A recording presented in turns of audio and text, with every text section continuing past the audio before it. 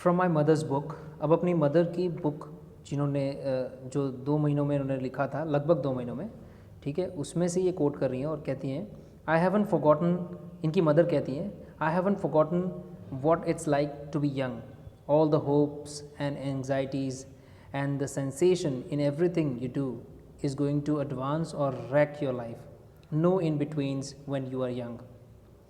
तो इनकी मदर अपनी बुक में लिखती हैं कि आई हैवन फॉरगॉटन, मैं कभी भूली नहीं what it's like to be young, कि यंग होने का कैसा एहसास होता है, मैं कभी भूल नहीं पाई।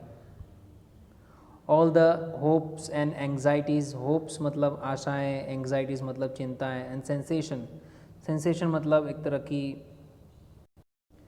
संवेदना, सनसनी भी कह सकते हैं, संवेदना भी कह सकते हैं, उत्तेजना भी कह सकते हैं।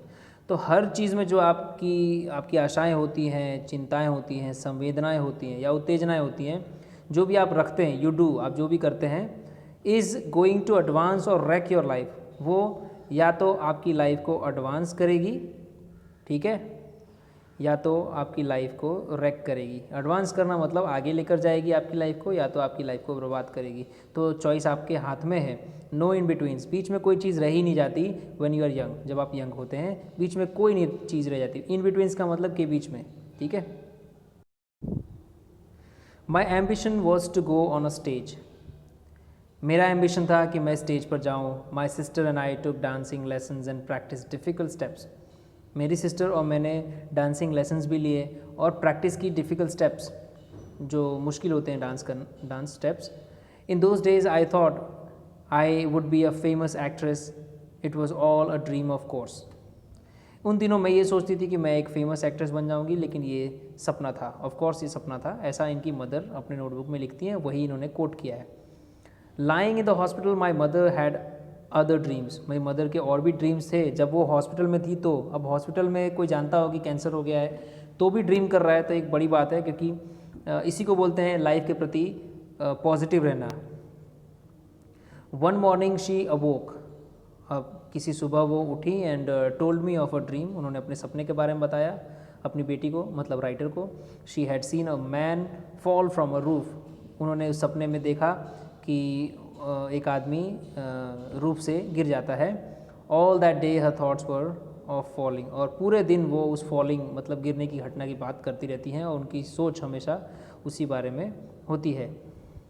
Don't be afraid, I reassured her, अब ये राइटर ने उनको विश्वास दिलाया कि आप इतना मत डरिए, of course I will catch you, okay, for all those years when I was growing up you caught me, ठीक है। नाउ इट्स माई टर्न, अब मेरी बारी है, ठीक है। Her face relaxed under the oxygen mask, उनका फेस एक तरह से ऑक्सीजन मास्क के अंडर रिलैक्स लग रहा था। But I knew there would come a time, एक समय ऐसा आएगा, मुझे पता था, एंड सून, और वो शायद जल्दी आए, when I would have to let her go, जब मुझे उन्हें जाने देना पड़ेगा, ना चाहते हुए भी, क्योंकि ऐसा समय आ सकता है।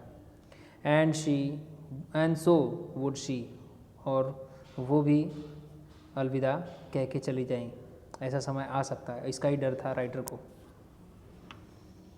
फ्रॉम माई नोट्स मार्च 1, 1985, अब उस समय भी इन्होंने अपने नोट्स लिखे थे राइटर ने, जब हॉस्पिटलाइजेशन के दरमियान ये अपनी माँ के पास रहती थी, तो नोट्स लिखे थे उन्होंने, उसमें से ये कोट कर रही हैं और डेट भी डाला हुआ है, मार्च 1। कोट करते हुए कहती हैं, she is very weak and her breathing is irregular, hospitalisation के समय इनकी मदर बहुत वीक हो गई थी, कमज़ोर हो गई थी, और उनकी जो ब्रीदिंग थी, यानी कि जो सांस लेने की प्रक्रिया थी, वो इरेगुलर हो गई थी, ठीक से सांस नहीं ले पा रही थी। But her spirit is still connected to the world, लेकिन उनकी स्पिरिट, उनका जो जज्बा था अभी भी वर्ल्ड से कनेक्टेड था, या आप कह सकते हैं उनकी आत्मा अभी भी वर्ल्ड से कनेक्टेड थी। When I held the pot of flowers close to her, जब मैं फ्लावर्स का पॉट एक्चुअली लेकर गई, उनके पास रख दिया, शी सेड डिलाइटेडली, उन्होंने बहुत खुशी से कहा, oh that's so pretty, so she said delightedly, oh that's so pretty, isn't it wonderful how life goes on. उनकी मदर ने कहा कि ये कितना सुंदर है, ये जो फ्लावर पॉट है कितना सुंदर है, isn't it wonderful how life goes on. और कितनी कितनी अद्भुत बात है, लाइफ ऐसे ही चलती रहती है। The next to last evening of my mother's life she stared out of the window into the blackness. अब जो अगली जब बार लास्ट इवनिंग की बात कर रही हैं, इनकी मदर की लाइफ की जो लास्ट इवनिंग थी, she stared out of the window into the blackness. वो विंडो के बाहर देख रही थी ब्लैकनेस में। ब्लैकनेस का मतलब ऑब्वियसली इवनिंग का टाइम था, तो it was darkness outside.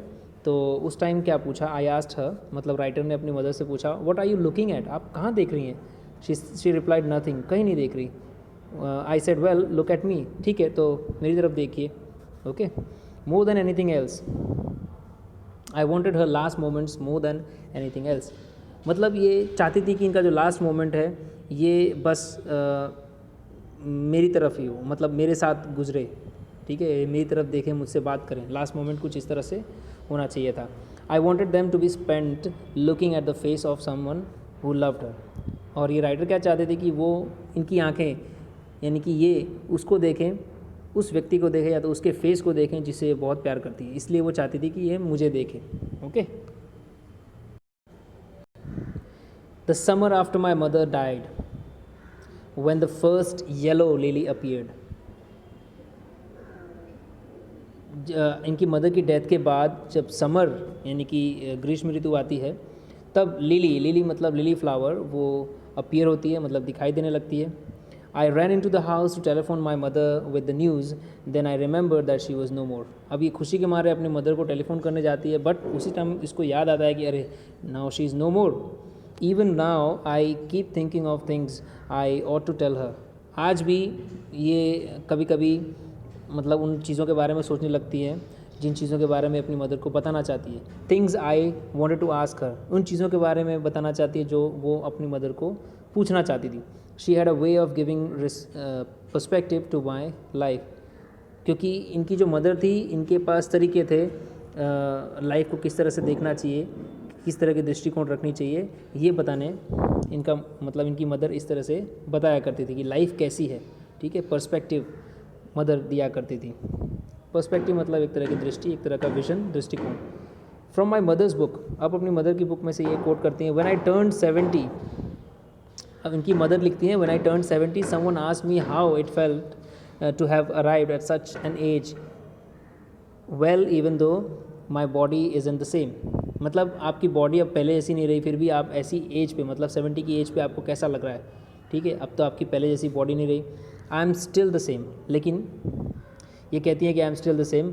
I will always be the girl who loved cats and flowers. ये हमेशा वही लड़की बन के रहेंगी, भले 70 ईयर की हो गई, पर लड़की वही बन के रहेंगी जो कैट्स से प्यार करती थी, फ्लावर से प्यार करती थी और करती हैं। And raced home from school to practice my dancing lessons. और वो स्कूल से दौड़ कर, यानी कि जल्दी जल्दी वो घर आती थी अपने डांसिंग लेसन्स की प्रैक्टिस करने के लिए। Inside I am still that person, और अंदर से ये वही, अभी भी वही पर्सन है, भले 70 ईयर की हो गई है। I miss that person. ये राइटर क्या बोल रही हैं, मैं उस पर्सन को मिस कर रही हूँ, यानी ये अपनी मदर को मिस कर रही हैं।